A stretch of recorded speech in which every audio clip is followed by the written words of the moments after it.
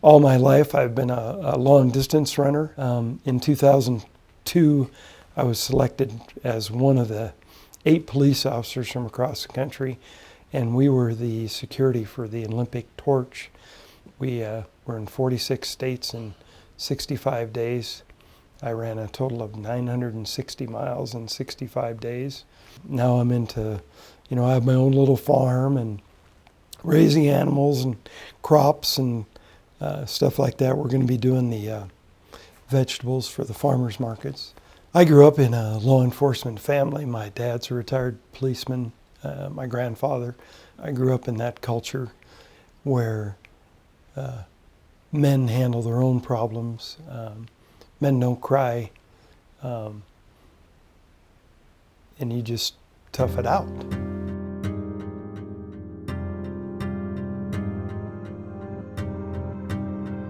And I decided that it would be easier to self-medicate and use alcohol, because that's what I'd seen my dad do during tough times, and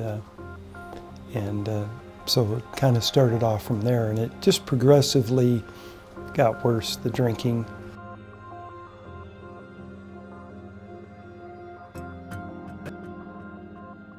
They actually had to use the paddles on me to bring me back. I was that far gone.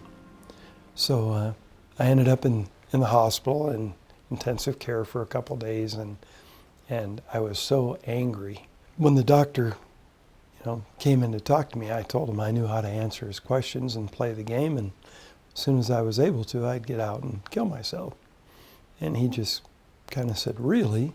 And the next thing I knew, I was being transported by an ambulance to a psychiatric facility, and that's where I ended up. I remember they said that there was an AA meeting, and at the AA meeting they served coffee with caffeine, because in a psychiatric ward they won't give you any caffeine. So I'm like, oh, I'll go to the meeting if I can have coffee with caffeine. So I went there, and I remember hearing somebody talk, not a policeman or a fireman, but talk about their experience and strength and hope, and I thought, maybe that's something I could try.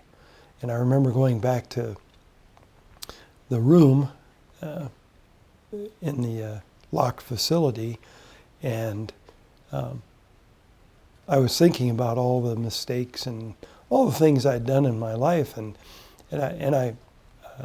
I got down on my knees in that room, and I said, "You know what, Lord?" I said, "I am not doing a good job of this. I'm going to turn this all over to you, and if you really exist, we'll move forward from here." And I felt like there was hope. Here comes Chief Whitman, Chief of Police, and John Lamb, the Deputy Chief. And they were both in jeans, and they were both in t-shirts.